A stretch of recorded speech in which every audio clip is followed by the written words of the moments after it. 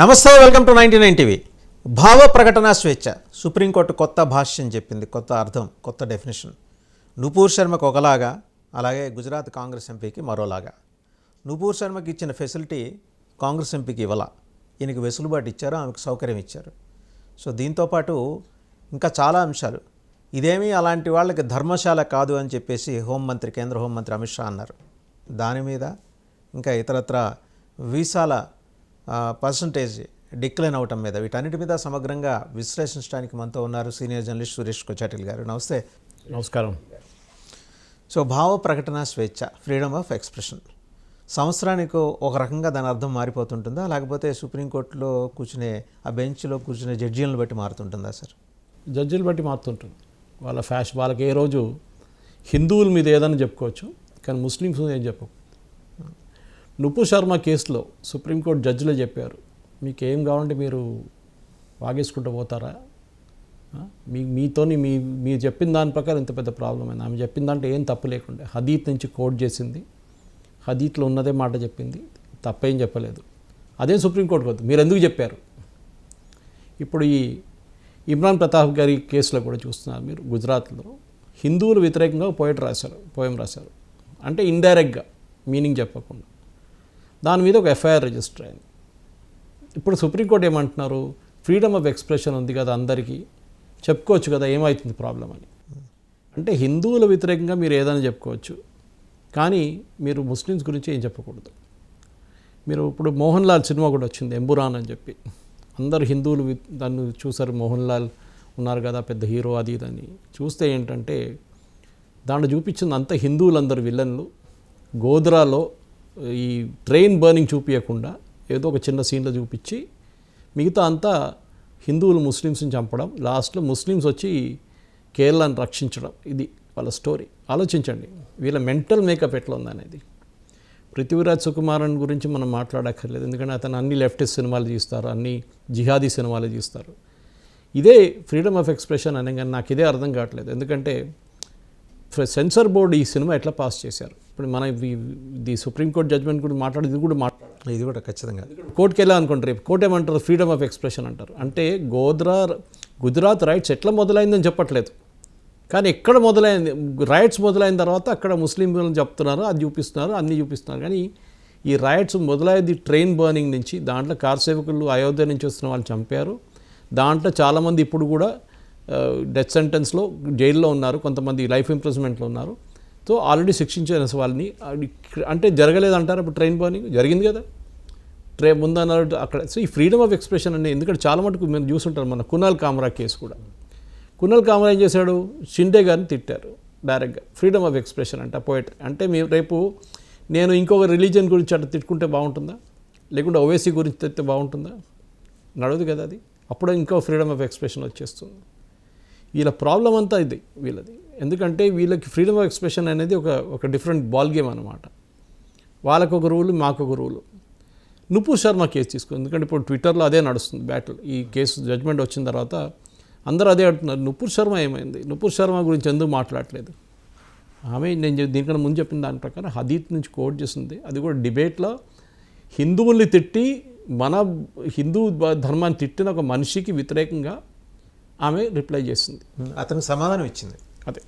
So reply ఇచ్చినప్పుడు హదీత్ నుంచి coat చేసింది, ఇది హదీత్లో ఉంది, ఇది అని చెప్తే దాని వ్యతిరేకంగా ఆమె మీద సర్తన్ పే జుదా చంపేస్తామని చెప్పేసి దాన్ని సపోర్ట్ చేసిన ఒక టైలర్ రాజస్థాన్లో సపోర్ట్ చేసిన మనిషి ఆ ట్వీట్ను ఏదైనా ఫార్వర్డ్ చేశాడు, ఆయన్ని కోసి చంపేశారు, గొంతుకొచ్చి చంపారు.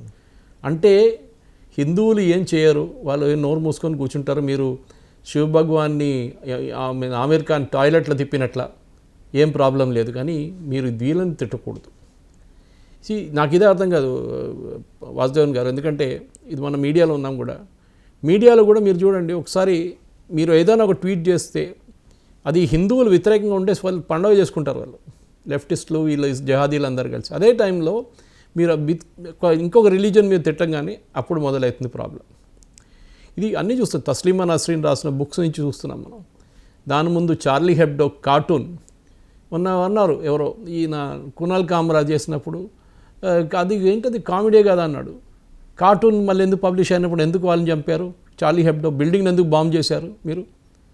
సువుకు మొన్న తమిళనాడులో అక్కడ కరప్షన్ గురించి మాట్లాడిన ఆయన ఇల్లు మీద దాడి చేశారు, వాళ్ళ అమ్మగారిని కొట్టారు. ఏమైంది అప్పుడు? ఫ్రీడమ్ ఆఫ్ ఎక్స్ప్రెషన్ లేదా అప్పుడు? ఎక్కడ పోయింది ఫ్రీడమ్ ఆఫ్ ఎక్స్ప్రెషన్ మీకు? ఇదే అర్థం కాదు మీకు. ఉంటే అందరికి ఒకటే రూల్ ఉండాలండి, లేకుంటే రూల్ ఉండకూడదు. సింపుల్.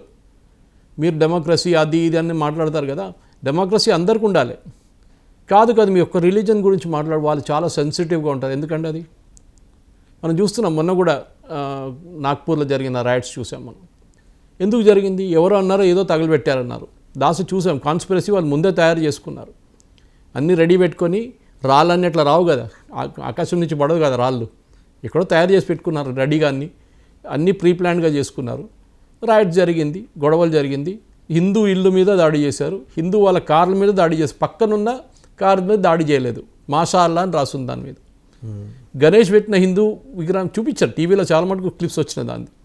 సో ఇది ఎక్స్పోజ్ చేయాల్సిన టైం వచ్చింది. ఎందుకంటే ఇప్పుడు ఏమైతుంది, ఇప్పుడు చాలామంది అనుకుంటారు బీజేపీ ఎట్లా ఎలక్షన్ గెలుస్తున్నారు, ఒక ఎలక్షన్ తర్వాత ఒక ఎలక్షన్ ఎట్లా గెలుస్తున్నారంటే, హర్యానా స్పెషల్లీ, అది కాకుండా ఢిల్లీ కూడా చూస్తున్నాం. మీరేం చేస్తున్నారంటే ఈ మిగతా పార్టీ వాళ్ళు, ఎస్పెషల్లీ కాంగ్రెస్ వాళ్ళు, కమ్యూనిస్ట్ వాళ్ళు చెప్పక్కర్లేదు, కాంగ్రెస్ వాళ్ళు జిహాదీ పార్టీలు, వీళ్ళు హిందువుల్ని తిడుతున్నారు పొద్దున్న నుంచి సాయంత్రం దాకా. అదే పని వీళ్ళది. హిందూ దేవుళ్ళ మీద కామెంట్ చేయడము. కుంభమేళా మనం చూస్తుంది, అన్నిటికంటే పెద్ద జోక్ జరిగింది కుంభమేళా మీద, జోకులు చేయడము. కుంభమేళా నీళ్ళు గురించి, కుంభమేళాలో ఉన్న క్రౌడ్ గురించి, కుంభమేళాలో జరిగిన స్టాంపీడ్ గురించి, ఇదన్నీ కామెంట్లు కొట్టడానికి వీరు రెడీగా ఉన్నారు.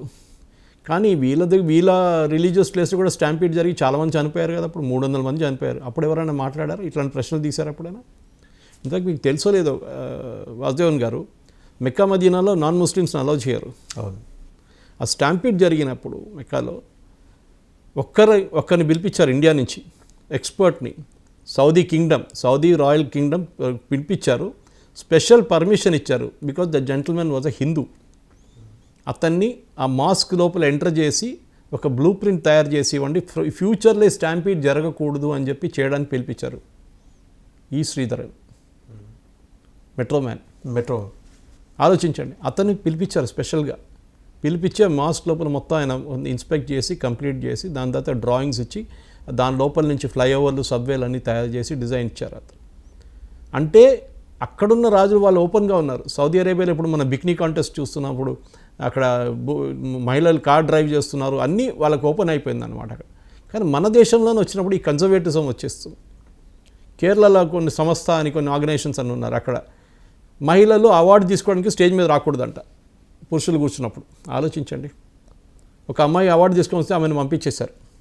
ఏదో 10th క్లాస్లో ఆమెకి ఏదో మంచి ర్యాంక్ వచ్చిందని ఏదో క్యాష్ పేమెంట్ ఇవ్వడానికి రివార్డ్ వస్తే అలో చేయలేదు. అది కాకుండా మహిళలు పురుషులు కలిసి ఎక్సర్సైజ్ చేయకూడదంట జిమ్లో.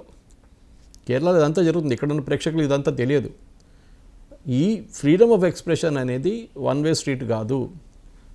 ఇక్కడ మీరు ఆలోచించండి, ఇక్కడ మీరు యూఎస్లో ఉండి ఇప్పుడు చూస్తున్నాం మనం, హమాస్ గురించి సపోర్ట్ చేసిన వాళ్ళని అందరినీ పంపించేస్తున్నారు అక్కడి నుంచి, ఒక్క స్టూడెంట్స్ని, ఈవెన్ గ్రీన్ కార్డ్ హోల్డర్స్ని పంపించేస్తున్నారు. మీరు ఇప్పుడు దాకా చాలా ఆడుకున్నారులే, ఇప్పుడు చాలు, మీరు ఇజ్రాయెల్ మీద చాలా దాడులు చేశారు, హమాస్ని సపోర్ట్ చేశారు, ఇక్కడి నుంచి నథింగ్ డూయింగ్, గెట్ అవుట్, అంతే. సో మనకు ఫ్రీడమ్ ఆఫ్ ఎక్స్ప్రెషన్ అనేది ఒక చాలా పెద్ద సబ్జెక్ట్. కానీ ఫ్రీడమ్ ఆఫ్ ఎక్స్ప్రెషన్ అంటే నాది ఒకటే డౌట్ సార్, ఇప్పుడు నుపూర్ శర్మ కేసులో ఇచ్చిన జడ్జిమెంట్ని ఈ బెంచ్ ఎందుకని కన్సిడరేషన్లోకి తీసుకోలేదు? తెలియదు అంటారు. ఎవడో గుజరాత్ కాంగ్రెస్ ఎంపీ, సరే ఆయన గుజరాత్ కోర్టు కొట్టేసింది ఆయన మీద వేసిన కేసుని. సో ఇక అందుకని ఆయన సుప్రీంకోర్టుకి అప్పీల్కి వెళ్ళారు. లేదు ఇది ఫ్రీడమ్ ఆఫ్ ఎక్స్ప్రెషన్ కిందకు వస్తుందంటే దాన్ని సమర్థిస్తూ ఈ కీలక వ్యాఖ్యలు చేసినప్పుడు మరి పాత కేసులు ఉటంకిస్తారు కదా, దే డూ మెన్షన్ కదా జనరల్గా. సుప్రీంకోర్టు రకరకాల సంవత్సరాల్లో రకరకాల జడ్జిమెంట్లను మాట్లాడుతుంటారు కదా, వీళ్ళ ఫ్యాషన్ కదా వాసుదేవన్ గారు. ఇది అది మెన్షన్ చేస్తే మరి ఇది ఉండదు కదా. మీరు ఇప్పుడు మనం అడగలేం కదా, వీళ్ళందరూ బాగా దేవుడి కన్నా పెద్దవాళ్ళు మన సుప్రీంకోర్టు జడ్జెస్. వాళ్ళ పని వాళ్ళు చేయరు, కానీ మణిపూర్కి వెళ్తారు మిగతా వాళ్ళు పని చేయడానికి. కోట్ల కేసులు పడుతున్నాయి సుప్రీంకోర్టులో, మిగతా వాళ్ళు లెక్చర్ ఇస్తారు మీరు పని చేయట్లేదని చెప్పి. మీరేం చేస్తున్నారు? హోలీకి హాలిడే తీసుకుంటారు, దివాళీకి హాలిడే తీసుకుంటారు, సమ్మర్ వెకేషన్ తీసుకుంటారు, వింటర్ వెకేషన్ తీసుకుంటారు, దసరా వెకేషన్. పిల్లలకి, స్కూల్ పిల్లలకి రాదండి ఇన్ని హాలిడేలు, అన్ని హాలిడేలు తీసుకుంటారు వీళ్ళు జడ్జెస్. కానీ వాళ్ళ పని వాళ్ళు చేయరు. కేసెస్ పెండింగ్ అయితేనే పోతుంటుంది, కొత్త కేసు ఇంకా తీసుకుంటూ ఉంటారు. రాత్రి 12 గంటలు కావాలంటే టెర్రరిస్ట్ వాళ్ళ కోసం స్పెషల్ హియరింగ్ పెడతారు. ఒక నార్మల్ హ్యూమన్ బీయింగ్, ఒక మనిషి కేరళ నుంచో లేకుంటే ఆంధ్ర నుంచో తెలంగాణ నుంచి వెళ్ళాలంటే ట్రైన్ టికెట్ తీసుకొని ఫ్లైట్ టికెట్ తీసుకొని పాపం కష్టపడి లక్షలు ఖర్చు పెట్టి అక్కడ వెళ్ళి అడ్వకేట్కి డబ్బులు ఇచ్చి చేస్తే మళ్ళీ వాయిదా పడుతుంది కేసు. తారీఖు పే తారీఖు నడుస్తుంటుంది. వాళ్ళకేం పోయిందండి సుప్రీంకోర్టు జడ్జి, వాళ్ళకేం పోలేదు. లక్షలు సంపాదించుకొని మనం చూసాం. ఒక జడ్జి ఇంట్లో ఎంత డబ్బులు దొరికింది మనం అందరూ చూసాం. అవును. అది ఓన్లీ అది అక్కడ ఆ రోజు మంట పట్టుకుంది, నోట్లు కాలిపోయింది, దానికోసం తెలిసింది, లేకుంటే తెలియదు. I'm not saying all judges are correct. ఎందుకంటే వీళ్ళు అసెట్స్ డిక్లేర్ చేయట్లేదు. మీతో అందరి దగ్గర చెప్తారు కదా అసెట్స్ డిక్లేర్ చేయమని చెప్పి, వీళ్ళే చెప్పారు they have a system asset declare చేయాలని చెప్పి. ఎందుకు డిక్లేర్ చేయట్లేదు? ఎందుకు భయపడుతున్నారు? మీరు కరప్షన్ గురించి మాట్లాడతారు. సో నేను ఇదే చెప్పాను, ఈ డబుల్ స్టాండర్డ్స్, ఈ కోర్ట్స్ డబుల్ స్టాండర్డ్ ఆపడానికి చాలా ఇప్పుడు టైం వచ్చేసింది. They should be expose. Luckily మనం సోషల్ మీడియా ఉన్నప్పుడు, ఇప్పుడు దీనికన్నా ముందు మనకు టీవీ ఛానల్ ఒకటే ఉంటుండే, అంతే, న్యూస్ పేపర్ ఉంటుండే, అంతే. ఇప్పుడు సోషల్ మీడియాలో ఏమవుతుందంటే 5 నిమిషాల్లో మొత్తం వైరల్ అయిపోతుంది. కొడుతున్నారు సోషల్ మీడియాలో. ఇప్పుడు ట్విట్టర్లో అది బాగా ట్రెండింగ్ ఉంది, అందరు తిరుగుతున్నారు. నేను కూడా ట్వీట్ చేశాను, నుపూర్ శర్మ మర్చిపోయారా అని చెప్పేసి. ఆలోచించండి, ఒక మహిళని చంపేస్తా అని చెప్పి ఎందుకు ఆమె హదీత్ నుంచి కోట్ చేసిందని చెప్పి.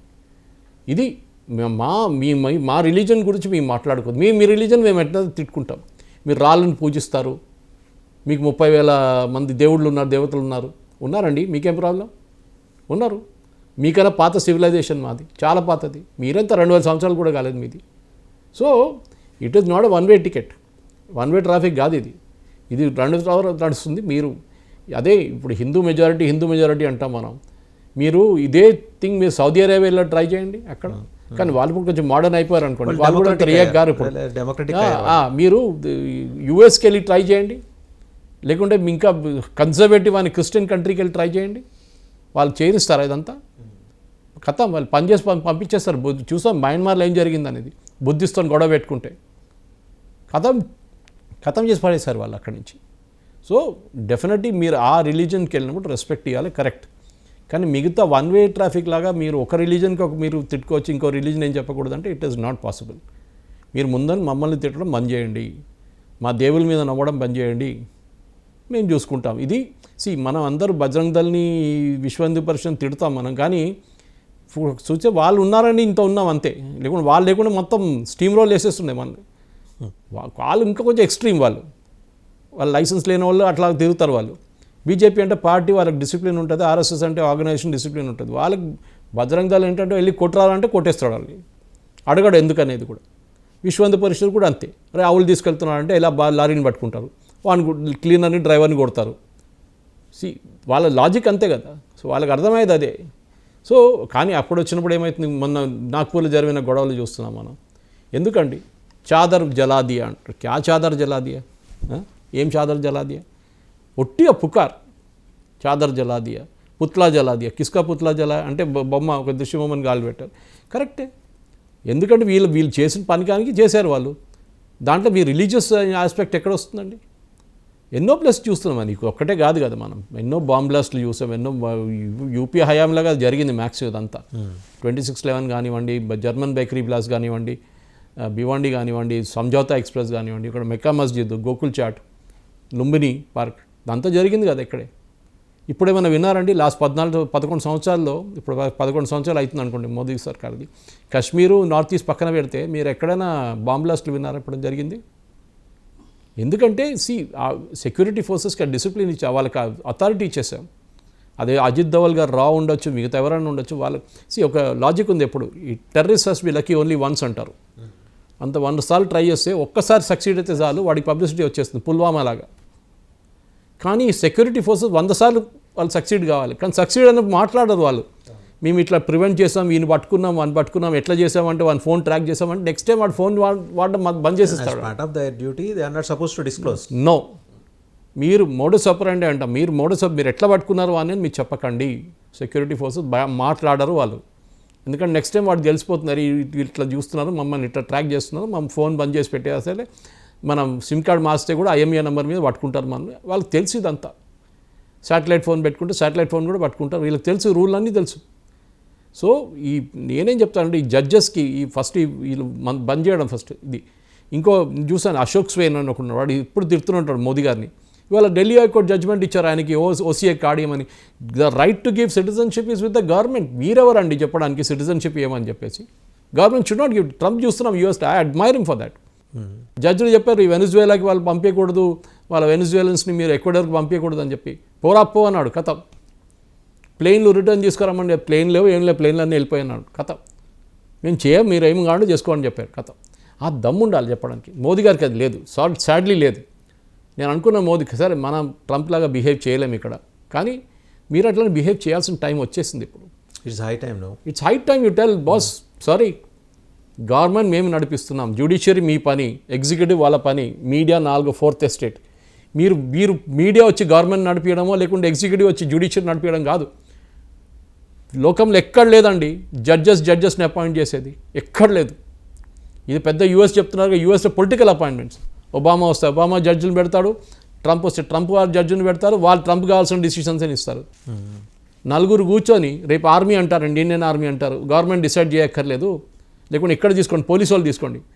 డీజీపీ సెలక్షన్లో మేము 4 కూర్చుంటాం ఒక రూమ్లో, పోలీసు వాళ్ళు మేమే డిసైడ్ చేస్తాం డీజీపీ ఎవడైపోతాడు. ఇస్తారండి, చేనిస్తారా? సీనియారిటీ చూస్తారు, కాన్ఫిడెన్షియల్ రిపోర్ట్ చూస్తారు, పొలిటికల్ వ్యూస్ చూస్తారు, దాని తర్వాత పొలిటికల్ కంఫర్టబుల్ ఎవరు ఉంటారు లోకల్ పార్టీతోని, రూలింగ్ పార్టీతో చూస్తారు, అన్నీ చేస్తారు.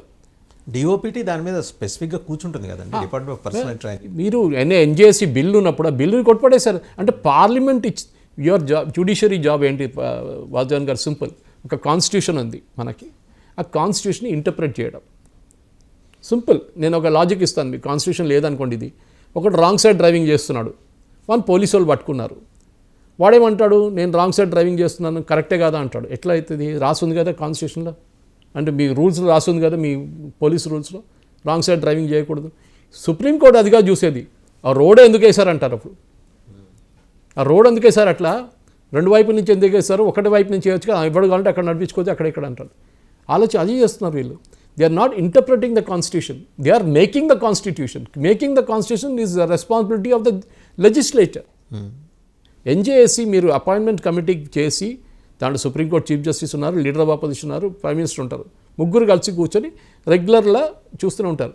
ఇప్పుడు మొన్న రాకేష్ జా అనుకుంటే ఆర్జేడీ పార్లమెంట్లో క్వశ్చన్ పెట్టారు, సుప్రీంకోర్టులో ఎస్సీ జడ్జెస్లు ఎక్కువ లేరు, ఎస్టీ జడ్జిలు ఎందుకు లేరు, ఓబీసీలు ఎందుకు లేరు అని చెప్పేసి. ఇప్పుడు నిద్రపోతున్నాను అనుకుంటా, అయినా గుర్తులేదేమో, లాస్ట్ 7 సంవత్సరాల నుంచి ఎవరు అపాయింట్ చేస్తున్నారు జడ్జిల్ని? సుప్రీంకోర్టు చేస్తున్నారు. సుప్రీంకోర్టు చేస్తున్నారు, మేమేం చేయాలండి? వాళ్ళు డిసైడ్ చేయాలి ఎంతమంది ఎస్సీ జడ్జిలు పెట్టాలి, ఎంతమంది ST. Collegium has to take a call. ఆ collegium itself is legal. I'm very happy with Jagdeep Dhankhar, vice president. He really is going all out. అతనికి అసలు భయమే లేదు. ఈ వన్ ట్రంప్ 2.0 వర్షన్ లాగా ఉన్నారు అతను. స్ట్రేట్ చెప్పేస్తున్నాడు, నిన్న కూడా చెప్పారు, కొలీజియం బంద్ చేయడం టైం వచ్చేసింది, we should bring back the NGSC bill. Challenge చేయాలి government. Your job is to only interpret the constitution ఉంది, ఇది కరెక్ట్గా నడుస్తుందా లేదా, అంతే. కొత్త కాన్స్టిట్యూషన్ తయారు చేయడం మీ పని కాదు. అది చట్టసభ చేస్తుంది, పార్లమెంట్ చేస్తుంది. మాడిఫికేషన్ కాబట్టి సజెస్ట్ చేయండి, పార్లమెంట్స్ కానీ మీరు ఎట్లా చేయండి అని చెప్పి చేస్తారు కదా వాళ్ళు డెఫినెట్గా. ఇప్పుడు మన చాలా మటుకు బిల్స్ పాస్ అవుతుంది, బిల్స్ మాడిఫై చేస్తారు. ఇప్పుడు సిఐ తీసుకోండి, సిటిజన్షిప్ అమెండ్మెంట్ యాక్ట్, కొత్త చట్టం తీసుకురాలేదు, అమెండ్ చేశారు. ఉన్నది ఆ చట్టాన్ని అమెండ్ చేసి 14 years అందులో 4 years పెట్టి మీకు సిటిజన్షిప్ ఇస్తారు జల్లి. మళ్ళీ పుకారు దాంట్లో కూడా. సో ఈ ఫ్రీడమ్ ఆఫ్ ఎక్స్ప్రెషన్ ఇది ఏమైపోతుందంటే గవర్నమెంట్ పోస్ట్ లాగా. ఇప్పుడు యూఎస్లో చూస్తున్నాం, డోజ్ పెట్టేసి మిగతా గవర్నమెంట్ ఎంప్లాయీస్ని అన్ని తీసి పడేస్తున్నారు. మీకు లైఫ్ లాంగ్ మీకు ప్రొటెక్షన్ ఏం లేదు, రేపు పొద్దున కనిపించకూడదు ఎక్కడని చెప్పేశారు. కథ డబ్బా తీసుకొని వెళ్ళిపోండి. 50% ఎడ్యుకేషన్ డిపార్ట్మెంట్ అయితే 50% అయిపోయింది. ఏంటి ఇప్పుడు మొత్తం మిగతా డిపార్ట్మెంట్ అన్నీ మీరు టేక్ యుఎస్ఎయిడ్ 89 మందిని ఉంచుకొని మిగతా అందరిని పంపించేశారు. వేలాది మంది ఉన్నారు. మన దగ్గర చేస్తారా? మన దగ్గర దమ్ము ఉండదు గవర్నమెంట్కి, గవర్నమెంట్ ఎంప్లాయీని ముట్టాలంటే. అది ప్రాబ్లం. నేను దీనికన్నా ముందు వచ్చాము ఇంకో డిబేట్లో మాట్లాడుతూ ఇదే చెప్పాను. రేవంత్ రెడ్డి గారు చెప్పారు, గవర్నమెంట్ స్కూల్లో టీచర్లు పిల్లలు ఏం రావట్లేదు. ఎందుకు వస్తారండి? మీరు ఎంత చదువు చెప్తారు? 26 లక్షల పిల్లలు ఉన్నారు గవర్నమెంట్ స్కూల్లో. ఇప్పుడు తగ్గి వస్తుంది, 6 లక్షలు తగ్గారు లాస్ట్ 5 సంవత్సరాల్లో. So freedom of expression is a big thing. ఇప్పుడు ఈ పర్టికులర్ కేసులో సార్, ఇమ్రాన్ ప్రతాప్ గర్హి కేసులో దీన్ని చీఫ్ జస్టిస్ బెంచ్కి తీసుకెళ్లే అవకాశం ఉందా ఫర్దర్గా? ఇది ఏం లేదండి, ఇప్పుడు ఇంత కాంప్లికేట్ చేయక్కర్లేదు. మీరు ఇదే రూలింగ్ యూజ్ చేసుకోండి. You quote from this ruling. మీరు అడిగారు దీనికన్నా ముందు నుపూర్ శర్మ కేసు కోట్, ఇదే కోట్ చేయండి. రేపు నేను కూడా పోయం రాస్తాను, నా మీద పోలీస్ కేసు వేస్తే నేను చెప్తాను, సారీ సుప్రీంకోర్టు చెప్పింది ఫ్రీడమ్ ఆఫ్ ఎక్స్ప్రెషన్ ఉందని. కథం, నా మీద కేసు తీసేయాలి అంతే. You should be smart. మీ మళ్ళీ గొడవకి వెళ్ళకండి. సుప్రీంకోర్టు మనం ఎప్పుడు ప్రెసిడెన్స్ అంటాం ఇంగ్లీష్లో. అదే ఇట్లా ఒక కేసు వచ్చింది, ఈ జడ్జ్మెంట్ ఇట్లా ఉంది, సో దాని ప్రకారం నా మీద కూడా కేసు రాదండి. నేను ఏదో నాకు కావాల్సిన నాకు పత్రివాద్యం అంటే అసలు పడ్డాడు, వాడిని మొత్తం తిట్టేసి పోయం రాశాను ఒకటి, కథం నాకు ఫ్రీడమ్ ఆఫ్ ఎక్స్ప్రెషన్ ఉంది, కథం ఏం చేసుకుంటారు? ఎట్లా జైలు వేస్తారు నన్ను? ఏరు కదా. సో వీళ్ళు జడ్జ్మెంట్ ఇచ్చే ముందు కూడా కొంచెం ఆలోచించాలి. కమ్యూనిటీ గురించి ఏదైనా ఇప్పుడు రేపు మా దేవుళ్ళ గురించి తిట్టేటప్పుడు మీరు గుర్తుపెట్టుకోవాలి ఇదంతా. ఎంఎఫ్ హుసేన్ సరస్వతిని న్యూడ్గా నగ్నంగా పెయింట్ చేసినప్పుడు ఏం ప్రాబ్లం లేకుండా అండి వీళ్ళకి. ఆయనకి మన దేవుళ్ళే దొరికారా? హిందూ దేవుళ్ళే దొరికారా? వాళ్ళ ఉంది కదా, వాళ్ళు చేసుకోవచ్చు కదా, అప్పుడు ఎందుకు చేయలేదు? దాన్ని ప్రొటెక్ట్ చేయడానికి, దాన్ని సపోర్ట్ చేయడానికి ఎంతమంది ఉన్నారు?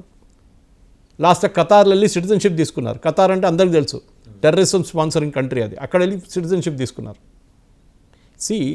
ఇదంతా చెప్పుకుంటూ వస్తే చాలా ఉన్నాయి, ఇంకా మనం గంటసేపు మాట్లాడుకోవచ్చు దీని గురించి. కానీ ఒక basic thing is very clear. Your freedom stops where my nose begins అంటారు ఇంగ్లీష్లో. ఓకే, నా ముక్కు దాకా మీ చేయ, దాని తర్వాత నా బాడీ ఇది, నన్ను చేయి పెడితే మళ్ళీ నేను కొడతాను నిన్ను, సింపుల్. అక్కడ ఫ్రీడమ్ ఎండ్ అయిపోతుంది. అక్కడ దాకా నువ్వు ఏం కావాలో చెప్పుకో. దాని తర్వాత మహిళని ఇన్సల్ట్ చేయడం ఫర్ ఎగ్జాంపుల్, రేపు మీరు ఒక పోయం రాస్తారండి, మహిళల్ని లేకుండా వీడియో చేస్తారు, అప్పుడేమంటారు? ఇది ఫ్రీడమ్ ఆఫ్ ఎక్స్ప్రెషన్ ఎక్కడ పోయిందండి? మొన్న రేవంత్ రెడ్డి గారిని గురించి ఏదో ఒక రైతు ఏదో చెప్పాడని చెప్పేసి 2 మహిళల్ని జర్నలిస్ట్ని అరెస్ట్ చేశారు. కోర్టు ఏం చెప్పారు? మీరు ఏ కేసు మీద అరెస్ట్ చేశారు అంటున్నారు. అప్పుడు ఫ్రీడమ్ ఆఫ్ ఎక్స్ప్రెషన్ లేదండి. ఇప్పుడు రాహుల్ గాంధీ కంగ్రాచులేట్ చేస్తున్నాడు, మా ఎంపీ చెప్పాడు ఇట్లా ఫ్రీడమ్ ఆఫ్ ఎక్స్ప్రెషన్. మరి ఇక్కడ ఫ్రీడమ్ ఆఫ్ ఎక్స్ప్రెషన్ ఏమైందండి? నేను రేవంత్ రెడ్డి గారిని తప్పు పట్టలేదు, దాని వెనక పొలిటికల్ మోటివ్ ఉండొచ్చు, అది ఇంకో మాట. కానీ ఫ్రీడమ్ ఆఫ్ ఎక్స్ప్రెషన్ అనేది it is a huge field. దాన్ని ఒక బకెట్లో వేసి సపరేట్గా ఇది సపరేట్ అని చెప్పలేము. ఓకే, ఒక్కొక్క దానికి ఒక కాంటెక్స్ట్ ఉంటుంది. ఓకే, ఫర్ ఎగ్జాంపుల్ రిలీజియస్ చాలా సెన్సిటివ్ ఇష్యూ, రిలీజన్ గురించి. ఇప్పుడు డావించి కోడ్ అని చెప్పి సినిమా వచ్చింది, మీకు అందరు గుర్తుంది, అది it's based on a book. ఇక్కడ ఉన్న క్రిస్టియన్ ఆర్గనైజేషన్స్ అందరు కలిసి మూవీ బ్యాన్ చేయాలని చెప్పారు. దాని ముందు రాజీవ్ గాంధీ టైం నుంచి satanic verses Salman Rashid. Last 30-40 సంవత్సరాల తర్వాత సల్మాన్ రషీద్ని అటాక్ చేశారు. ఎప్పుడో కొమేని ఇచ్చిన ఫత్వా మీద. కొమేని ఎప్పుడో పోయాడు, ఫత్వా మొన్న కన్ను మీద కొట్టి కన్ను పోయింది, ఎంత పోయింది ఆయనది ఇప్పుడు స్టేజ్ మీద కూర్చొని మాట్లాడుతున్నప్పుడు. సో ఫ్రీడమ్ ఆఫ్ ఎక్స్ప్రెషన్ ఎక్కడ ఉందండి? అది చూస్తున్నాం మనం. ఎవరైనా మీరు చిన్న పాకిస్తాన్ హారబుల్, అక్కడ బ్లాస్ఫమీ అని చెప్పి తగలబెట్టేస్తారు వాడిని. వాడు ఏదో రాసిండు ఖురాన్ గురించి ఏదో చెప్పిందని చెప్పి వాడిని తగలబెట్టేస్తారు, కథ. ఈ డజంట్ ఎగ్జిస్ట్ ఎనీమోర్. ఎవరు చూశారు? కోర్టులు ఏంటి? అక్కడ లేవు కోర్టులు అనుకోండి, అది ఇంకోటి. కానీ ఈ జడ్జెస్ ఒక్కొక్క జడ్జి వచ్చినప్పుడు ఒక్కొక్క జడ్జ్మెంట్ ఇస్తారు. అదే మీరు చెప్పిన పాయింట్ కరెక్టే. They should just refer to Nupur Sharma's case, or at least this lawyer should have mentioned it. నాకు తెలియదు కోర్టులో మెన్షన్ చేశారా లేదా అనేది. ఆపోజింగ్ గవర్నమెంట్ అని చెప్పాలండి. మీరు నూపూర్ శర్మ కేసు కూర్చున్న మనకే ఈ నూపూర్ శర్మ కేసు తెలిసినప్పుడు అక్కడ ఉన్న లాయర్లు తెలుసు, వాళ్ళకి తెలిసి ఉండాలి కదా. తెలుసుంటే వాళ్ళు కొట్టుపడేస్తే that is not relevant to this case అంటారు జడ్జెస్. నేను వెళ్ళండి సుప్రీంకోర్టుకి 2018లో. I went in August 2018. నా మీద దాడి చేసి నన్ను చంపేస్తారని చెప్పి కమ్యూనిస్ట్ వాళ్ళు, కేరళ వాళ్ళు పిలిపించారు ఓపెన్గా. నేను అక్కడ ఉన్న పినరాయి విజయన్ గవర్నమెంట్ మీద వీళ్ళు డబ్బులు కొట్టేస్తున్నారు, ఫ్లడ్ రిలీఫ్ అని చెప్పి ఒక ఆడియో చేస్తే నా మీద ఒఫీషియల్గా దాడి. అప్పుడు నేను బ్యాంకాక్ నుంచి కేరళకు వచ్చాను. ఆ టైంలో నాకు ఫ్లైట్ దొరకలేదు హైదరాబాద్కి. సో అక్కడ దిగిన తర్వాత నేను ఈ వీడియో చేశాను. అప్పుడు కేరళలో వరదలు వచ్చినాయి ఆ టైంలో. నా మీద నేను within 2 days I reach Delhi.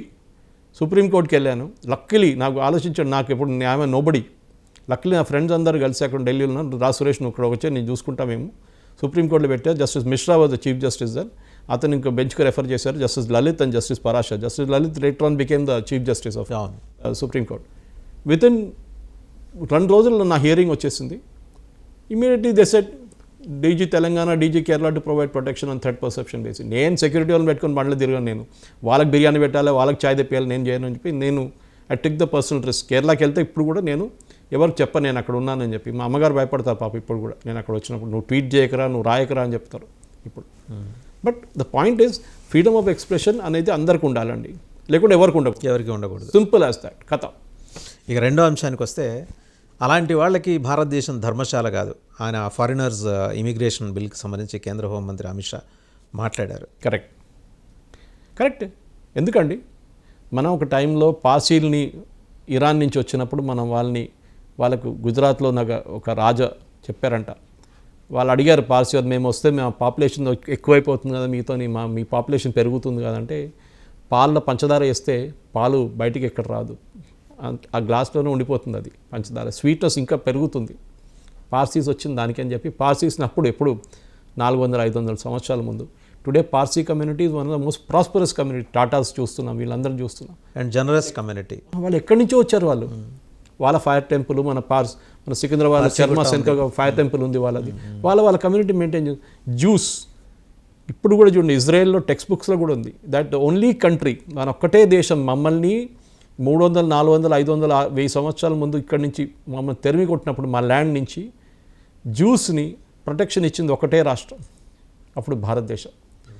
మా ఇంటి దగ్గర నుంచి 16 కిలోమీటర్ల దూరంలో క్రాంగనూర్ అని చెప్పి చాలా పెద్ద పోర్ట్ ఉండే అప్పుడు, ఇప్పుడు కొడుగలూరు అంటారు దాన్ని. It was India's biggest port at one. Kerala Machilipatnam, ఇది 2 పోర్ట్లు ఉండే ఇండియాకి ఆ టైంలో. చాలామందికి తెలియదు, మచిలీపట్నం నుంచే ఈస్ట్ ఇండియా కంపెనీ వచ్చారు. అవును, దానికోసం వాళ్ళు కలకటాకి వెళ్ళారు, ఢిల్లీకి వెళ్ళలేదు.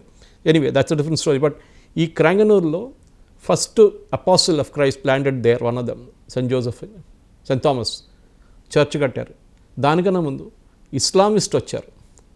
అక్కడున్న చేరన్ రాజా మెక్కాకి వెళ్ళి ప్రాఫెట్ ముహమ్మద్ కలిసి స్ప్లిటింగ్ ఆఫ్ ద మూన్ చూపించారు. ఆయన రిటర్న్ వస్తున్నప్పుడు సనానా దగ్గర సలాలా అని చెప్పి ఒమాన్ అక్కడ చనిపోయారు ఆయన. కానీ ఆయన శిష్యులు వచ్చి ఇక్కడ మస్జిద్ కట్టారు ఒకటి.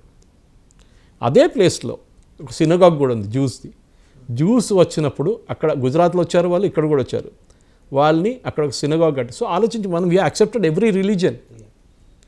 దానికోసం కానీ మన ధర్మశాల కాదండి, ఎవడో వచ్చి ఇక్కడ ఉండండి. ట్రంప్ అదే చెప్తున్నాను, నేను చెప్తున్నా Trump is doing is 100% correct. Even though Indians కూడా రిటర్న్ పంపిస్తున్నాడు, కరెక్ట్. మీరు తప్పు చేస్తే ఎవడైనా పంపించాలండి. మీరు దొంగ వీసాలు వేసుకోకపోతే పంపించాలి, మీరు ఓవర్ స్టే చేస్తే మిమ్మల్ని పంపించేయాలి, కరెక్ట్, నో డౌట్ అబౌట్. అదే మనం చేస్తున్నాం కదా, రోహింగ్యాలు వస్తే ఏడుస్తున్నాం కదా. ఎందుకు రోహింగ్యాలు వస్తున్నారు? మన ఉద్యోగం తీసుకోకపోతే వాళ్ళు ఏం చేస్తారు? రేపు ఒక రోహింగ్యా వచ్చి కూర్చొని నన్ను ఇంటర్వ్యూ చేస్తే ఎట్లా ఉంటుందండి? బంగ్లాదేశ్ వాడు వస్తే. మొన్న కల్కటాలో ఒక ఎస్ఐని అరెస్ట్ చేశారు, రిటైర్డ్ ఎస్ఐని. 53 పాస్పోర్ట్లు ఇష్యూ చేశాడు, అంటే క్లియరెన్స్ సర్టిఫికేట్ ఇచ్చాడు బంగ్లాదేశ్ వాళ్ళకి. వాడు సిటిజన్షిప్ తీసుకున్నాడు ఆల్రెడీ ఆ పాస్పోర్ట్ మీద. ఆలోచించండి ఎట్లా ఇస్తారండి అది.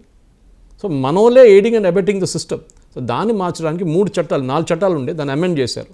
దాంట్లో 3 చట్టాలు బిఫోర్ ఇండిపెండెన్స్ది, బ్రిటిష్. ఒకటైతే 1920ది, ఒకటైతే ఇప్పుడే ఓన్లీ రీసెంట్ వన్ వచ్చింది ఒకటి, క్యారియర్స్ యాక్ట్ అని చెప్పేసి 2000లో వచ్చింది అది. దాని ఈ చట్టాలన్నీ మార్చి స్ట్రిక్ట్ చేశారు. ఎందుకంటే దీనికన్నా ముందు owners of the proof government provide చేయాల్సి వచ్చింది. గవర్నమెంట్ చెప్తారు మీరు సిటిజన్ కాదని చెప్పేసి. గవర్నమెంట్ చెప్పిన తర్వాత మీరు ప్రూవ్ చేయక్కర్లేదు, గవర్నమెంటే ప్రూవ్ చేయాలి మీరు సిటిజన్ కాదని చెప్పేసి. ఇప్పుడు చేంజ్ చేశారు దాన్ని, మీరే ప్రూవ్ చేయాలి ముందు. మన అస్సాంలో చూసాం ఇది. వాజ్జన్ గారు మీకు గుర్తుంటుంది, all Assam students union Rajiv Gandhi గారితో అప్పుడు గొడవ పెట్టుకున్నప్పుడు బంగ్లాదేశ్ నుంచి వీళ్ళు 75-65 నుంచి వచ్చి రావడం మొదలుపెట్టారు. ఇప్పుడు అస్సాంలో 22 కాన్స్టిట్యున్సీలో ముస్లిమ్స్ మెజారిటీలు ఉన్నారు. ముందు అస్సాం లేకుండే, NEFA ఉండే, నార్త్ ఈస్ట్ ఫ్రాంటియర్ ఏజెన్సీ ఉండే బిఫోర్ ఇండిపెండెన్స్. దాని తర్వాత కదా అస్సాం అని, మేఘాలయ అని, మణిపూర్ అని, నాగాలాండ్ అని స్ప్లిట్ అయింది. ఈ అస్సాంలో ఇప్పుడు 22 కాన్స్టిట్యూన్సీలో AIUDF మీకు గుర్తుంటుంది, బద్రుద్దీన్ కమాల్ పార్టీ, వాళ్ళు మెజారిటీలు ఉన్నారు అక్కడ. ఆలోచించండి ఎక్కడి నుంచి వచ్చారు వీళ్ళందరూ బంగ్లాదేశ్ నుంచి వచ్చిన వాళ్ళు. అప్పుడేంటో ఇందిరాగాంధీ గారు ఫుల్ ఓపెన్ ఆర్మ్స్తో వచ్చేయండి అందరూ అని చెప్పారు. తర్వాత గొడవ అయినప్పుడు రాజీవ్ గాంధీ గారు సైన్ చేసి అగ్రిమెంటు వీళ్ళందరినీ ఎక్కడ పంపించాలి? బంగ్లాదేశ్కి పంపించడం కాదు, భారతదేశంలో మిగతా చోట్ల పంపించుకోమన్నారు. ఆలోచించి, అంటే మీ తల మీద ప్రాబ్లం తీసి ఇంకో తల మీద పెట్టేసేయాలి అంతే, కథం ఇది. సో ఈ మీరు అడిగిన ప్రశ్నకి ఇదే కదా, ఈ పాస్పోర్ట్ యాక్ట్ కానివ్వండి, మిగతా యాక్ట్తో ఇప్పుడు చేయాల్సింది ఎప్పుడో చేయాలి ఉండేది. పోర్ట్ ఆఫ్ అంటే మీరు ఎయిర్పోర్ట్లో దిగుతున్నారా, మీరు బోట్లో వస్తున్నారా, మీరు షిప్లో వస్తున్నారా, మీరు ల్యాండ్ బార్డర్ క్రాస్ చేస్తున్నారా, ఎక్కడైనా చేసినప్పుడు మీరు you should be a citizen of India. సరే మీరు వస్తున్నారు, మీరు యాజ్ అ పాస్పోర్ట్ తీసుకొని వీసా తీసుకొని వస్తున్నారు, మీరు కరెక్ట్గా ఫారెన్ ఆఫీస్ యాక్ట్ అక్కడ లోకల్ పోలీస్ స్టేషన్కి ఇన్ఫార్మ్ చేయాల్సి వస్తుంది. హోటల్ వాళ్ళు ఇన్ఫార్మ్ చేస్తారు యూజువల్లీ. పాకిస్తానీ వాళ్ళు ఉంటే వాళ్ళు రెగ్యులర్ డైలీ ఇన్ఫార్మ్ చేయాలి, పాకిస్తాన్ నుంచి వచ్చిన వాడంతే. సో ఇట్లాంటి చట్టాలు ఉన్నాయి మన దగ్గర. కానీ ఇప్పుడు ప్రాబ్లం ఎక్కడ వచ్చిందంటే, మనం ఇప్పుడు దాకా ఓపెన్ బార్డర్ పెట్టుకున్నాం. స్పెషల్లీ ఇప్పుడు చూడండి, మనం ఇంత గొడవ జరిగిన మణిపూర్లో మనకి మయన్మార్తోని బార్డర్ ఫెన్సింగ్ లేకుండా 700 కిలోమీటర్కి. అదే కదండి, that's what home minister mention చేస్తున్నది. సో అక్కడ ఒక రూల్ ఉండే, ఇప్పుడు ఫెన్సింగ్ వేస్తున్నాం మనం, ఇప్పుడు ఇంకొక 65 కిలోమీటర్ ఫెన్సింగ్ ఉంది ఇంకా. కానీ బంగ్లాదేశ్ మొత్తం వేయలేము మనం బంగ్లాదేశ్ వైపు, ఎందుకంటే చాలా మటుకు చెరువులు ఉన్నాయి, నదులు ఉన్నాయి అక్కడ, దాంట్లో ఫెన్సింగ్ ఏం వేస్తాం మనం. సో ఈ రాత్రిపూట వీళ్ళు బోట్లు వేసుకొని వచ్చేస్తారు, అక్కడి నుంచి. సో ఈ మణిపూర్లో కూడా ఒక రూల్ ఉండే, మీరు 16 కిలోమీటర్ మణిపూర్ నుంచి మయన్మార్కి వెళ్ళొచ్చు, మయన్మార్ వాళ్ళు 16 కిలోమీటర్ మణిపూర్ లోపలికి రావచ్చు without a passport and visa. అది ఎందుకంటే వాళ్ళ చుట్టాలు ఇప్పుడు ఇండిపెండెన్స్ కన్నా ముందు కూడా చుట్టాలు అక్కడ ఉంటున్నారు, కొంతమంది ఇక్కడ ఉంటున్నారు. సో వీళ్ళు అక్కడికి వెళ్తారు, ఇక్కడికి వస్తారు, వాళ్ళ ఇంటికి వెళ్తారు, వాళ్ళ ఇంట్లో కూర్చొని మాట్లాడుకుని సాయంత్రం లేకుండా రేపు పొద్దున వచ్చేస్తారు మళ్ళీ వాపస్. అట్లా ఆ రూల్ తీసేశారు ఇప్పుడు. ఈ గొడవ అంతా జరిగిన తర్వాత, ఎందుకంటే డ్రగ్ ట్రేడ్ చాలా జరుగుతుంది. ఈ లోకంలో 3 డ్రగ్ ట్రేడ్ మెయిన్ రూట్స్ ఉన్నాయి. ఒకటి పాకిస్తాన్, ఆఫ్ఘనిస్తాన్ ట్రయాంగిల్, అదొకటి. ఇంకోటి మయన్మార్, థాయిలాండ్, ఇండియా ట్రయాంగిల్ ఒకటి, గోల్డెన్ ట్రయాంగిల్ అంటారు. ఇంకోటి కొలంబియా, వెనిజువేలా, ఆ సైడ్ నుంచి మెక్సికో నుంచి ఒక డ్రగ్ కార్టెల్ ఒకటి ఉంది. దాంట్లో అంటే ట్రంప్ ఎంటబడున్నారు ఒకరు. పాకిస్తాన్ వైపు మొత్తం ఇప్పుడు గొడవ నడుస్తుంది, అక్కడ బలూచిస్తాన్ కానివ్వండి, వాళ్ళు కొట్టుకుని వస్తున్నారు. ఇప్పుడు మన వైపు ఏం చేశారంటే బీరేన్ సింగ్ చేసిన అదే ప్రాబ్లం ఏంటి, వీళ్ళని ఆపడానికి ట్రై చేశారు. ఏది కుకీస్, వీళ్ళు మయన్మార్ వాళ్ళు కుకీస్, వీళ్ళేదో మళ్ళీ ఆ హిస్టరీ ఇంకో పెద్దది, అది చెప్పుకుంటూ పోతే వాళ్ళు కుకీస్ ఎట్లా వచ్చారు భారతదేశానికి అది ఇంకో స్టోరీ. అది ఆ టైంలో ఓపెన్ బార్డర్ ఉండే, ఎవరెవరు పట్టించుకోలేదు. ఆ ఇండియా అనేది ఏంటి, మయన్మార్ అంటే అప్పుడు బర్మా అంటుండే మనం అప్పుడు ఆ టైంలో. నాకు వచ్చేది సార్. సో ఇప్పుడున్న చట్టాల ప్రకారం మీరు ఎవరైనా కానివ్వండి, మీరు భారతదేశానికి వస్తే మీకు ఫ్రీ రైడ్ లేదు, మీరు కంప్లీట్లీ చట్టాలు పాటించాల్సిందే. దానికి రూల్స్ ఎప్పుడో బ్రిటిష్ వాళ్ళు రాసిన రూల్స్ కాదు, మేము కొత్తగా తయారు చేసాం, మేము దాన్ని అమెండ్ చేస్తున్నాం అని చెప్పి చేశారనమాట. సో మన ధర్మశాల కాదు, ఎవడు కావాలంటే మనం సైన్ చేయలేదు, యూఎన్ రెఫ్యూజీస్ దాన్ని సైన్ చేయలేదు, we will not sign it. ఎందుకండి యూకే లాంటి, జర్మనీ లాంటి వీళ్ళందరూ తెచ్చుకొని నేను తిండి పెట్టాలన్నా? యూకేలో చూడండి, ఎవ్రీ వీక్ 500-600 మంది వస్తున్నారు బోట్లో వచ్చి, ఏంటి 5 స్టార్ హోటల్లో పెట్టేస్తున్నారు వాడిని. ఏం చూడక్కర్లేదు, వాడు 5 స్టార్ హోటల్ ఉంటాడు ఫ్యామిలీతోని, వాడికి పాస్పోర్ట్ అని వాడేస్తాడు ఎక్కడో సముద్రంలోని, నాకు పాస్పోర్ట్ లేదు, ఏం లేదు, నా పేరు నాకు తెలియదు అంటాడు వాడు. ఏమనంటే వాళ్ళకి 5 స్టార్ హోటల్ ఉంచి వాళ్ళకి తిండి పెట్టి రోజంతా వాళ్ళు జిమ్కి వెళ్ళి వాళ్ళు టీవీలు చూసి మంచిగా ఎంజాయ్ చేసుకుంటే ఇప్పుడు 5 సంవత్సరాలు అవుతుంది. 35,000 మంది ఇట్లాంటి 5 స్టార్ హోటల్ ఉన్నారు యూకేలో. 5 స్టార్ హోటల్ అని బంద్ అయిపోయినాయి లండన్లో, వాళ్ళకి స్పేస్ లేదు ఇప్పుడు. ఆలోచించండి. లక్కలీ ట్రంప్ వచ్చిన తర్వాత ఆ మొమెంటం అక్కడ మొదలైంది. ఇప్పుడు యూకేలో కూడా కొంచెం అక్కడున్న పాపులేషన్ అడుగుతున్నది, ఇదేంటి బాబు ఇస్లామిక్ కంట్రీ అయిపోతుందా? జేడీ వ్యాన్స్ చెప్పారు కదా, US vice president, first Islamic country with nuclear bomb will be UK అని. కరెక్టే. సో మనం కూడా మనం బార్డర్స్ చూసుకోవాలి. Definitely what Amit Shah has brought in is excellent. But ఎంత స్ట్రింజెంట్గా గవర్నమెంట్ ఆఫ్ ఇండియా ఈ విషయంలో ఉంటుంది? స్ట్రింజెంట్ అంటే మన మీద ఉంటుందండి. లంచం తీసుకొని నడిపించారు, నడిపిస్తారు. మీ బార్డర్ సెక్యూరిటీ ఫోర్స్ బెంగాల్లో మమతా బెనర్జీ గవర్నమెంట్ ఉన్నంత వరకు తప్పదు కదా, ఏం చేయలేం కదా. ఎందుకంటే వాళ్ళ గవర్నమెంట్ ఆఫ్ ఇండియా కంట్రోల్ తీసుకోలేదు, అక్కడ కంట్రోల్ ఉంది, బార్డర్ కంట్రోల్ మన దగ్గర ఉంటుంది కదా. కానీ ఒకసారి లోపల దూరిపోతే ఈ 54 పాస్పోర్ట్లు ఎట్లా ఇష్యూ చేశారు? ఒక్కడు దొరికాడు, ఇంకా అట్లా లక్షలు ఉంటారు. ఇంకా పెరుంబావూర్ అనే ఒక చిన్న టౌన్ ఉంది కేరళలో, అక్కడ మ్యాక్సిమం బెంగాలీ వాళ్ళు కనిపిస్తారు మీకు. వాళ్ళ ఆధార్ కార్డు తయారు చేసింది కలకటా నుంచి. ఒకసారి ఆధార్ కార్డు వస్తే మీకు రేషన్ కార్డు వచ్చేస్తుంది, రేషన్ కార్డు వస్తే ఓటర్ కార్డు వస్తే మీరు అక్కడే ఓటేస్తారు కేరళలో, సిటిజన్ అయిపోతారు. So you are changing the profile of the constituency. ఇప్పుడు అదే ట్రంప్ గారు చెప్పారు కదా, మీరు మెక్సికో నుంచి వెనిజువేలా నుంచి ఎందుకు తెచ్చుకుంటున్నారంటే కొన్ని స్వింగ్ స్టేట్స్ ఉన్నాయి యూఎస్లో, 6 స్టేట్స్ స్వింగ్ స్టేట్స్ ఉన్నాయి, 6 నుంచి 7. ఆ స్వింగ్ స్టేట్స్లో కొన్ని ఓట్లతోనే ఓడిపోతారు, లేకుంటే గెలుస్తారు. ఇప్పుడు ఈ టైంలో డెమోక్రాట్స్ ఓడిపోతున్నారు 2 సంవత్సరాలు 2 ఎలక్షన్ నుంచి. సో వాళ్ళు ఏం చేశారు, ఆ స్టేట్స్లో తీసుకొచ్చి వీళ్ళని పెట్టారు మైగ్రెంట్స్ని. వెనిజువేలా నుంచి వచ్చిన, మెక్సికో డ్రగ్ అడిక్ట్స్, రేపిస్ట్ అందరిని తీసుకొచ్చి ఇక్కడ పెట్టేశారు. రేపు ఆడు సిటిజన్షిప్ ఇస్తే ఆడు ఎవరికి ఓటేస్తారు? డెమోక్రాట్స్కి వేస్తారు. దానికోసం సో ప్రొఫైల్ మారిపోతుంది. రిపబ్లికన్స్ గెలవలేరు ఇప్పుడు. అస్సాం సంగతి అంతే. అస్సాంలో బీజేపీ ఇప్పుడు గెలిచిందనుకోండి, కానీ వెస్ట్ బెంగాల్ చూడండి, వెస్ట్ బెంగాల్లో ముర్షిదాబాద్, మాల్డా మొత్తం పరగణ 24 పరగణ మొత్తం కంప్లీట్ ఇస్లామిస్ట్ అయిపోయింది. అక్కడ మొత్తం బంగ్లాదేశ్ నుంచి వచ్చిన వాళ్ళే. ఇప్పుడేంటి వాళ్ళు ఏమంటారు, మేము సిటిజన్స్, మాకు రేషన్ కార్డు ఉన్నాయి, మాకు ఓటర్ కార్డు ఉన్నాయి, మాకు ఆధార్ కార్డు ఉన్నాయి, మాకు పెన్షన్లు వస్తున్నాయి, మాకు జీతాలు వస్తున్నాయి, అన్నీ వస్తున్నాయి వాళ్ళకి. అక్కడ ఉన్న రెగ్యులర్గా ఉన్న ఇండియన్ అనుకుంటాడు, నేనేం తప్పు చేశాను రా బాబు అని చెప్పేసి. ఇది అయిపోయింది అన్నమాట. ఆ మమతా బెనర్జీకి ఓట్లు కావాలి. దీనికి ముందు సిపిఎం వాళ్ళు చేశారు, ఇప్పుడు మమతా బెనర్జీ చేస్తుంది అంతే. వాళ్ళ కోసం ఇఫ్తార్లు పెట్టడము, అది చేయడం, ఇది చేయడం అన్నీ చేస్తారు వీళ్ళు. ఏం చేయరు? ఇవాళ చూసాం కదా లండన్లో నిన్న రాత్రి మమతా బెనర్జీని ఎట్లా చేశారు, వాళ్ళు ట్రీట్ చేశారు. అది అట్లా చేయాలి. ఇక్కడ కూడా ఇక్కడ భయపడతారు మన వాళ్ళు కలకడాలో చేయడానికి. లండన్లో వాళ్ళు చేశారు. అంటే ఇన్ఫ్యాక్ట్ మీరు చెప్తున్నారు కాబట్టి ప్రస్తావన, రిషి సునాక్ ప్రైమ్ మినిస్టర్ ఉండగా ఆయన కూడా he has tried his level best to evacuate these people. అది రవాండా ప్లాన్, ఒక ప్లాన్ పెట్టారండి. వీళ్ళందరినీ రువాండాకి పంపించేద్దాం, రువాండా గవర్నమెంట్కి డబ్బులు ఇచ్చేద్దాం, మీరు అక్కడ ఉంచుకోండి, వీళ్ళందరినీ తిండి పెట్టండి, వాళ్ళని మంచి అకామిడేషన్ ఇవ్వండి, మేము ఎవ్రీ ఇయర్ మీకు డబ్బులు ఇస్తాం, మా దగ్గర పంపించకండి. ఇప్పుడు యూఎస్ గవర్నమెంట్ అదే చేశారు కదా, వెనిజువేలా వాళ్ళు తీసుకోవాలని అన్నారు. వీళ్ళందరూ రేపిస్ట్, క్రిమినల్స్, మర్డరర్స్, ఒక్కొక్కరు 5 మర్డర్లు చేశారంట. వాళ్ళందరినీ ప్లేన్లో తీసుకెళ్ళి అందరినీ మొత్తం చైన్స్లో పెట్టి తీసుకెళ్ళి ఎక్వడార్లో హై సెక్యూరిటీ ప్రిజన్లో పడేశారు.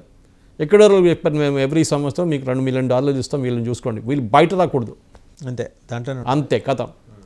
వాడు అక్కడ సస్తే అక్కడ దామని, కానీ బయట రాకూడదు, కథం. అదే ప్లాన్ పెట్టారు రిషి సునాక్. కానీ this is a part of the normal game. కానీ భారతదేశం అట్లీస్ట్ ఇప్పుడైనా కొంచెం చట్టాలు సీరియస్గా తీసుకొస్తున్నారు.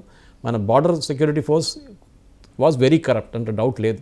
ఇప్పుడు కరప్షన్ కొంచెం తగ్గింది, కొంచెం భయం ఉంది వాళ్ళకి. ఇప్పుడు వాళ్ళు ఎవరో చూస్తున్నారని, చెక్ చేస్తున్నారని చెప్పేసి డెఫినెట్గా. And their job is not easy. Pakistan వైపు మనం మొత్తం ఫెన్స్ చేసేసాం, ఒక పిల్లి కూడా రాలేదు లోపలికి, ఎలుక కూడా రాలేదు లోపలికి పాకిస్తాన్ వైపు నుంచి. అంత మొత్తం ఎలక్ట్రిఫైడ్ ఫెన్స్, అది షాక్ గడ్డి చచ్చిపోతుంది అంతే.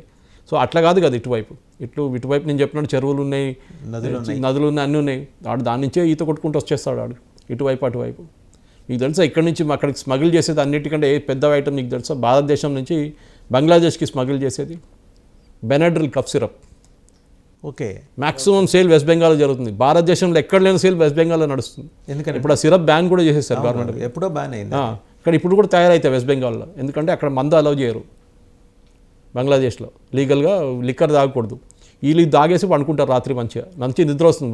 బెనడ్రిల్ మొత్తం బాటిల్ తాగేసి 2 రోజుల తర్వాత లేస్తారు మీరు ఇక, అంతే అది. సో ఇట్లాంటి పనులన్నీ నడుస్తుంటాయి వాసుదేవన్ గారు. సో డెఫినెట్గా government of India should become strict. దీని అంతా ఆపడానికి టైం వచ్చేస్తుంది అన్నమాట.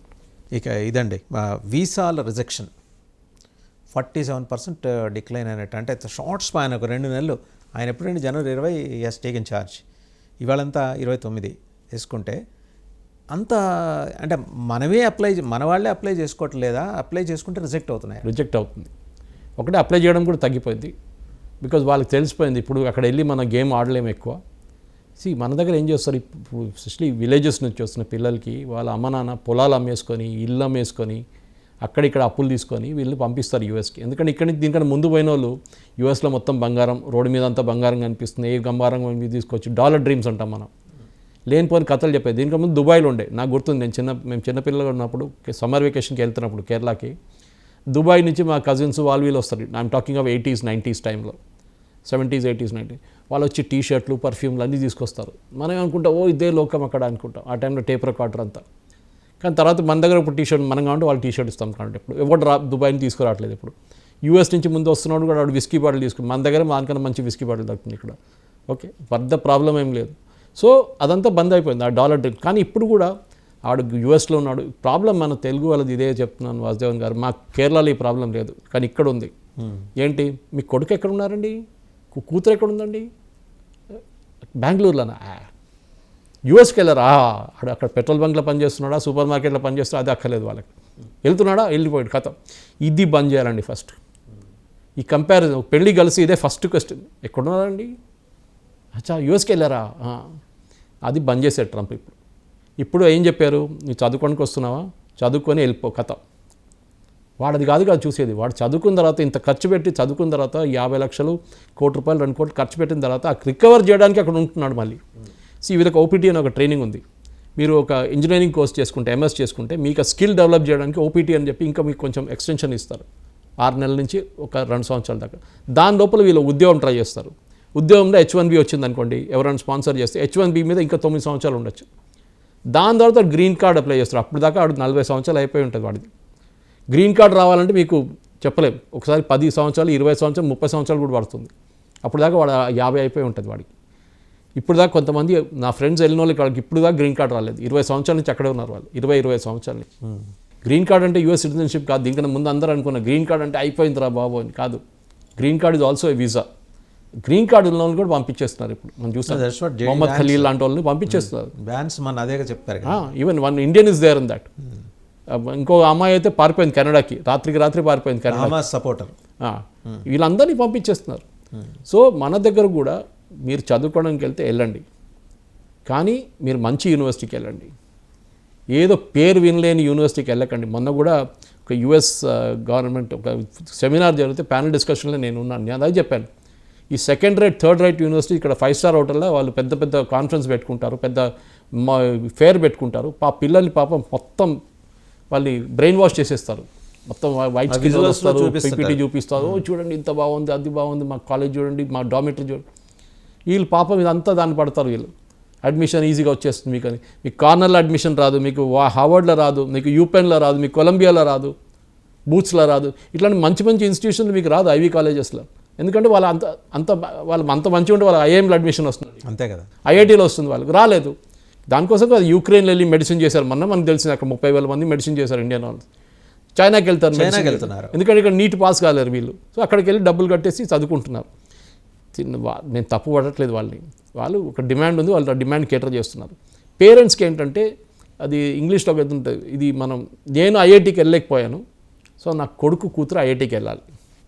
వాళ్ళకి ఐఐటీ నిన్న కూడా ఒక ఐఐటీ నుంచి అబ్బాయి, తెలుగు అబ్బాయి, నార్త్ ఇండియాలో ఏదో ఒక ఐఐటీలో సూసైడ్ చేసుకున్నాడు, దళిత్ అబ్బాయి. అది కూడా ఎంత బాధ అనిపిస్తుందంటే మనకి, ఈ దళిత్ అబ్బాయిలకి ఈ అమ్మాయిలకి ప్రెషర్ తట్టుకోలేకపోతున్నారు వాళ్ళు కాదు, నార్మల్ వాళ్ళు కూడా. ఐఐటీ అంటే నేను ఐఐటీ పక్కన కాలేజ్ ఉండే ముందు చెన్నైలో, ఇన్స్టిట్యూట్ ఆఫ్ హోటల్ మేనేజ్మెంట్. మేము చూస్తుండే వాళ్ళ ప్రెషర్, చాలా ప్రెషర్ వాళ్ళ మీద. మనం కూడా ఐఐటీ హైదరాబాద్లో ఒక సెమినార్కి వెళ్ళాను నేను. పిచ్చి పట్టేస్తుంది మనకు అట్మాస్ఫియర్, డైలీ ఎగ్జామ్లు. ఎందుకంటే చక్రవ్యూహ్ లాగా అది. మీకు నారాయణ చైతన్య ఏం నేర్పించిండు, లోపలికి ఎట్లా దూరాలని నేర్పించిండు, బయటికి ఎట్లా రావాలని ఎవడు చెప్పలేదు. ఖతం, వాడు ప్రెషర్ తట్టుకోలేక సూసైడ్ చేసుకుంటారు. సో మీ పిల్లలకి ఫస్ట్ యాప్టిట్యూడ్ ఉందా చూడండి, వాళ్ళని అడగండి, మీరు మ్యూజిక్ ఇష్టమా, మ్యూజికా, ఎవడన్నా మ్యూజిక్ తీసుకుంటాడా ఏంటండి? మన సొసైటీలో ఉండాల్సి పక్కన వాళ్ళు అడుగుతారు, మా అబ్బాయి అమ్మాయి ఏం చేస్తున్నారు, మ్యూజిక్ చేస్తున్నారట అంటే ఎక్కడ దొరకలేకపోతే మ్యూజిక్ చేస్తారా? ఏం లేదండి, ఆర్ట్స్ చేయొచ్చు, మీరు ఫిలిం ఇన్స్టిట్యూట్కి వెళ్ళొచ్చు, చాలా ఉన్నాయి కోర్స్, మీడియా లాంటి మనం చేస్తున్న మీడియా లాంటిది చాలా ఉన్నాయి. అట్లాంటి హోటల్ మేనేజ్మెంట్ చేయొచ్చు, నేను హోటల్ మేనేజ్మెంట్ చేసి వచ్చిన మనిషి, నేను ఏ తప్పు లేదండి. నేను ఎప్పుడు చెప్తాను అందరికీ, ఒక డిగ్నిటీ ఆఫ్ లేబర్ ఉండాలి. నేను ఇదే తాజ్ బంజారా ఉంది చూడండి, ఇప్పుడు అక్కడ ఐటీసీ వెల్కమ్ గ్రూప్ బంజారాలో వెయిటర్గా స్టార్ట్ చేశాను నేను నా ఉద్యోగం first. From there I come till here, I'm very happy with it. కానీ ఆ డిగ్నిటీ ఆఫ్ లేబర్ ఉండాలి. మా అమ్మగారు చెప్పారు, అరే నువ్వు ఇంట్లో కూర్చో, ఇట్లా వర్క్ అని చెప్పాలి, నా వెయిటర్ పని చేస్తున్నా అని. నేను చెప్పాను, ఏం కాదులే. 6 నెలలు నాకు ప్రమోషన్ వచ్చింది, దాని తర్వాత 6 నెలలు మళ్ళీ ప్రమోషన్ వచ్చింది, బెంగళూరుకి తాజ్ వాళ్ళు తీసుకున్నారు. That is how it need to come up in life. మన పిల్లలు మనం నేర్పియట్లేదు, మన ప్రొటెక్షన్లో పెట్టుకుంటున్నాం వాళ్ళని, కుక్కుని అంటాం మనం.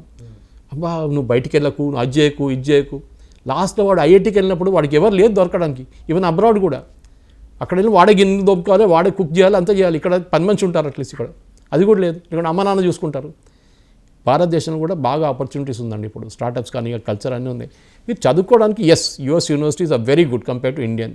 కానీ మన దగ్గర కూడా ఇంప్రూవ్ అవుతుంది, చాలా మటుకు ప్రైవేట్ యూనివర్సిటీస్ వస్తున్నాయి. ఈవెన్ వాళ్ళ యూనివర్సిటీస్ ఇక్కడ సెటిల్ అప్ చేస్తున్నారు. ఐఎస్బీ లాంటి ఇన్స్టిట్యూట్స్ ఉన్నాయి మనకి ఇక్కడ. So nothing is short here. కానీ ఈ డాలర్ డ్రీమ్స్ కోసం మీరు ఈ వీసా పెట్టి రిజెక్ట్, మీరు చెప్పి 47% చెప్పారు కదా వాసుదేవన్ గారు, పోయిన సంవత్సరం 36 ఉండే, సడన్గా 45 కాలేదు. ఓకే, 36 ఉన్నది 47 అయింది. రిజెక్షన్స్ ఎప్పుడు ఉంటుంది, 100 మంది అప్లై చేస్తే 45 మందికి వీసా రావు. ఇప్పుడు ఏమవుతుంది ప్రాబ్లం అంటే, ఈ వీసా వచ్చినోడు కూడా యూఎస్ ఎయిర్పోర్ట్కి వెళ్ళి అక్కడి నుంచి పంపించేస్తున్నారు వాడిని. అక్కడ వెళ్ళంగానే అడుగుతున్నారు, నీ ఫోన్ చూపిరా అంటున్నారు. ఫోన్ ఏముంది నాకు చూడాలంట, మీరు ఫోన్ ఇవ్వరు వీడు. ఎందుకంటే ఈ ఫోన్లో వీడు సోషల్ మీడియాలో బుష్ని ట్రంప్ని తిట్టుంటాడు, హమాస్ని సపోర్ట్ చేస్తుంటాడు, అదంతా కనిపిస్తుంది. కథం వాడు పంపించేస్తారు, వాళ్ళు కథం సారీ అవుట్, అదే ఫ్లైట్లో నెక్స్ట్ ఫ్లైట్లో పంపించేస్తున్నారు. ఇక్కడ వచ్చి ఏం చేస్తాడు వాడు? మనం చూసాం, 3 ప్లేన్లో పంపించారు అక్కడి నుంచి, యూఎస్ ఎయిర్క్రాఫ్ట్లో గ్లోబ్ మాస్టర్లో పంపించారు, చైన్లు వేసి పంపించారు. చాలామంది అన్నారు, ఏంటండి చైన్ వేస్తున్నారు, కాళ్ళ చైన్ వేస్తారు, చేతుల చైన్ వేస్తారండి. గ్లోబ్ మాస్టర్ ఎయిర్క్రాఫ్ట్లో మొత్తం ఓపెన్ వైర్స్ ఉంటుంది, కంప్లీట్ కేబుల్స్ అంతా ఓపెన్ ఉంటుంది వాళ్ళు మిలిటరీ ఎయిర్క్రాఫ్ట్లో. మన దగ్గర కూడా చూసాం, మన యూక్రెయిన్ నుంచి ఇరాక్ నుంచి అంతా వాళ్ళని తీసుకొచ్చినప్పుడు ఏం చేస్తారు వాళ్ళంటే, ఈ ఫ్రస్ట్రేషన్లో 18 గంటలు కూర్చుంటారు ఎయిర్క్రాఫ్ట్లో. వాడు లాస్ట్ డేలో కేబుల్ గుంజాడుకోండి, మొత్తం ఎయిర్క్రాఫ్ట్ పోతుంది, క్రాష్ అయిపోతుంది. వాడు జరగకుండా ఉండడానికి చైన్లు కాళ్ళు చైన్ బాత్రూమ్కి వెళ్ళాలంటే ఎస్కార్ట్ చేసి తీసుకెళ్తారు వాళ్ళు. సో మన వాళ్ళు కూడా ఇట్లాంటి ఇల్లీగల్ పని చేయకుండా, ఇప్పుడు చూస్తున్నాం బాట్స్ బుకింగ్ క్యాన్సిల్ చేస్తారు, 2000 బాట్స్ బుకింగ్. బాట్స్ అంటే ఏంటి, బేసిక్లీ మిషన్స్. స్లాట్స్ ఉన్న స్లాట్స్ అంతా వీళ్ళు బుక్ చేసుకుంటున్నారు ఏజెంట్లు. వాడికి స్లాట్ లేదు, స్లాట్ లేనప్పుడు ఏం చేస్తాడు వాడు, ఏజెంట్ల మీద అప్రోచ్ అవుతాడు. నేను అదే అడిగే ప్రశ్న, దీనికన్నా ముందు కూడా నేను సాయికృష్ణ గారి దగ్గర అడిగాను, నేషనల్ స్టాఫ్లో ఇదే ప్రశ్న అడిగాను, ఆయన కూడా జవాబు లేకుండా దీనికి. ఈ పేర్ల మీద రిజిస్టర్ చేస్తారు కానీ వాసుదేవన్ పత్రి వీసా కావాలని మీ నాన్నగారి పేరు ఉంటుంది, లేకుంటే మీ అమ్మగారి పేరు ఉంటుంది. కానీ ఈ ఏజెంట్ బుక్ చేసినప్పుడు మీకు తెలియదు కదా మీ పేరు మీద అని చెప్పేసి, వాడు ఏదో పేరు మీద బుక్ చేస్తాడు, కృష్ణారెడ్డి అని బుక్ చేస్తాడు. మళ్ళీ మీరు వచ్చిన పేరు ఎట్లా మార్చుతున్నాడు అంటే, వాడికి అక్కడ కూడా ఏదో సోర్స్ ఉంది పేరు మార్చడం. ఎక్కడ కాన్సులేట్లో కూడా ఉండాలి కదా, ఎట్లా మార్చుతాడు లేకుంటే. మరి అప్పుడు కాన్సులేట్ మీద కూడా వాళ్ళు American authorities, that is why they have cancelled everything now.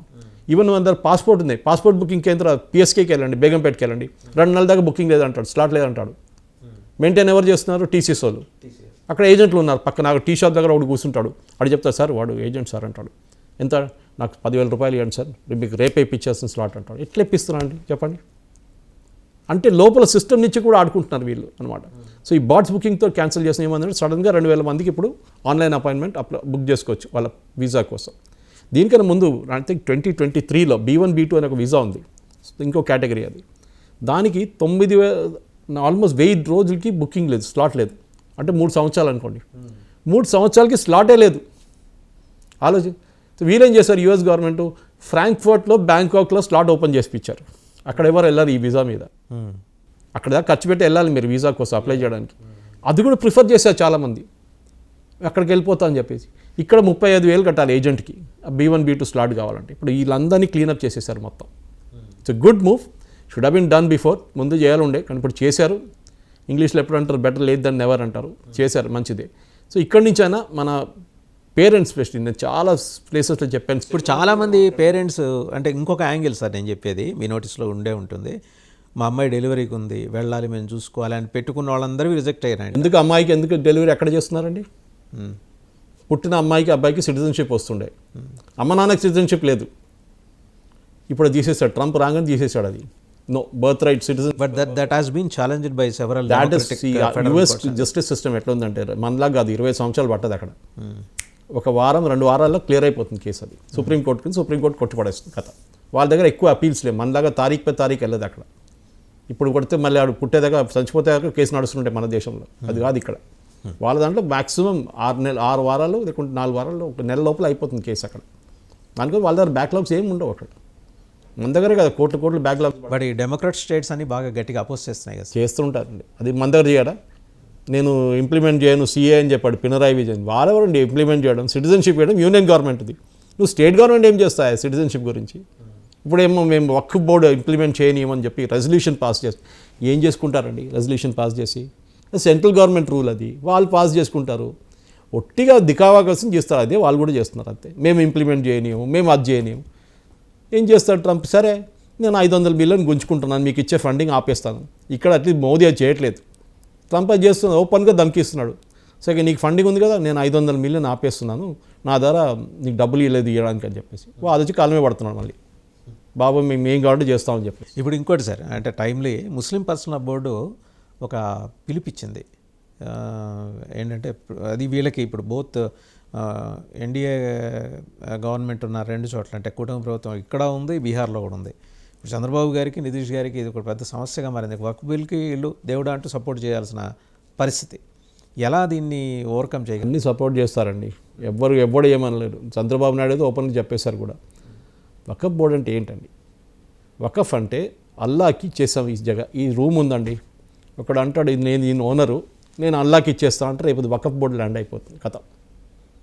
ఎవరు ప్రూవ్ చేయాలి ఇది ల్యాండ్ నాదని చెప్పేసి? వకఫ్ బోర్డు చేయాలి కదా, వాళ్ళే డిక్లేర్ చేశారు కదా. అల్లాకి ఇచ్చేసారు, ఆయన వచ్చి మాకు రాసి ఇచ్చాడు కాగితం మీద, ఇప్పుడు వకఫ్ కాదు, మీరు ప్రూవ్ చేయాలి. ఎక్కడైనా విన్నారా? ఎక్కడ ప్రూవ్ చేయాలి? వాళ్ళ ట్రైబ్యునల్లో, అదే వకఫ్ బోర్డు ట్రైబ్యునల్ వెళ్ళి ప్రూవ్ చేయాలి. మీరు కోర్టుకు వెళ్ళారు, నో యాక్సెస్ టు కోర్ట్. ఇది కాంగ్రెస్ వాళ్ళు చేసిన కుట్ర. ఇప్పుడు కాదు, 1960 నుంచి చేసుకొచ్చారు, 80లో చేశారు, మళ్ళీ 1991 నరసింహారావు గారు ఉన్నప్పుడు లాస్ట్ చేశారు. కోర్టు ఎక్కడైనా దేనికైనా మన దాంట్లో మన కాన్స్టిట్యూషన్లో కోర్టుకు వెళ్ళొచ్చు. దీంట్లో కోర్టుకు వెళ్ళారు మీరు, అయిపోయింది. వాళ్ళు ఒకసారి చెప్పేస్తే అయిపోయింది. రేపు మీ ఇంటికి వస్తారు, 300 గజాల స్థలం ఉన్నాయి, ఇది అల్లా పేరు మీద రాసి ఇచ్చిండు ఎవడో 1960 అని చెప్పేసి మీ మీద తీసుకుంటారు కదా.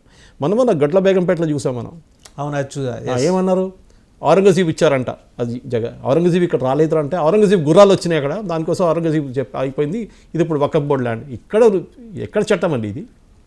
దాన్నే మోదీ గారు కరెక్ట్ చేస్తున్నారు. కేరళలో మునమ్మం అని మీరు వినుంటారు, 400 కుటుంబాలు మోస్ట్లీ క్రిస్టియన్స్.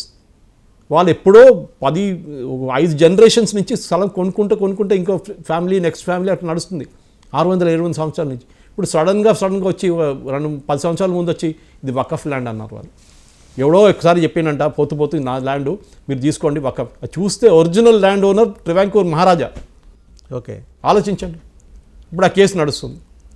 అక్కడ క్రిస్టియన్ వాళ్ళు అన్నారు కాంగ్రెస్ ఎంపీస్ని, నువ్వు ఇక్కడ వచ్చినావా కాలు చేతులు ఎరగొడతామని చెప్పిన వాళ్ళు. పార్లమెంట్లో ఓటేస్తావు కదా, ఓటేసి ఇక్కడికి రావాలి కదా మా దగ్గరికి, అప్పుడు మేము చూపిస్తామని చెప్పారు. బిషప్లు కూర్చున్నారు అక్కడ, మునుకుతున్నారు మన వాళ్ళు ఎంపీలు. వాళ్ళకి భయం ఉంది. మన దగ్గర గుడి ఇలాంటి గుంజుకుంటే మన వాళ్ళు ఏమన్నారు, అంత చప్పట్లు కొడతారు. కానీ ఈ క్రిస్టియన్స్ అట్లా కాదు, వాళ్ళు చాలా యునైటెడ్గా ఉంటారు వాళ్ళు. అది కూడా కేరళ క్రిస్టియన్స్ అంటే చాలా ప్రాస్పరస్ కమ్యూనిటీ వాళ్ళు అక్కడ. ఎందుకంటే క్రిస్టియానిటీ కేరళకి, యూరోప్కి వెళ్ళే ముందు కేరళకి వచ్చింది క్రిస్టియానిటీ. నేను చెప్పాను కదా, సెయింట్ థామస్ది అక్కడి నుంచి వచ్చింది అనమాట. ఆయన అక్కడికి వచ్చారు దానికోసం. సో థ్యాంక్ యూ సురేష్ గారు, thank you very much. So చూసాం కదా, సురేష్ కొచాటిల్ గారు 3 అంశాల మీద చాలా సమగ్రంగా విశ్లేషణ చేశారు. ఒకటి, భావ ప్రకటన స్వేచ్ఛ, freedom of expression. Congress MP చేస్తే ఒక లెక్క, నూపూర్ శర్మ చేస్తే ఒక లెక్క. మరి దీని మీద ఏదో సుప్రీంకోర్టు చీఫ్ జస్టిస్ కాల్ తీసుకుంటారేమో, ఎందుకంటే మరి సోషల్ మీడియాలో దీని మీద చాలా తీవ్రమైన ప్రతిఘటన, నిరసన, ప్రొటెస్టు బాగా రిజిస్టర్ అవుతోంది. సో ఖచ్చితంగా గవర్నమెంట్ ఆఫ్ ఇండియా కూడా దీని మీద ఏదైనా ప్రకటన చేసే అవకాశం ఉండొచ్చు. ఇక రెండోది గనక చూస్తే ఈ అంశాలు, ఈ వక్ఫ్ బోర్డు అంశం గురించి కూడా మాట్లాడారు, వక్ఫ్ బిల్లు గురించి కూడా. దాని మీద సవరణ చేస్తూ బిల్లు తీసుకురావటాన్ని అనివార్యంగా అన్ని రాష్ట్ర ప్రభుత్వాలకు చెందిన, అన్ని పార్టీలకు చెందిన ఎంపీలు కూడా మద్దతు ఇచ్చే అవకాశాలు స్పష్టంగా కనిపిస్తున్నాయి. ఇంకా అలాగే యుఎస్ వీసాల్లో జరుగుతున్న మోసాల గురించి, అలాగే బోట్స్ ద్వారా చేస్తున్న ఈ అప్లికేషన్ల గురించి కూడా స్పష్టంగా చెప్పారు. మనం మేల్కోవాలి, అండ్ మనం ఎవరికి తక్కువ కాదు. ఈరోజు అత్యున్నత విద్యా ప్రమాణాలు ఉన్న సంస్థలు భారతదేశంలో కూడా ఉన్నాయి. ఊరికనే ఆ డాలర్ డ్రీమ్స్, అమెరికా మీద మోజు తగ్గించుకుంటే మంచిది. అక్కర్లేని కష్టాల నుంచి బయటపడే సూచనలు ఉన్నాయి, అవకాశాలు ఉన్నాయని కూడా చెప్తున్నారు సురేష్ కొచట్ల గారు. Thank you very much sir.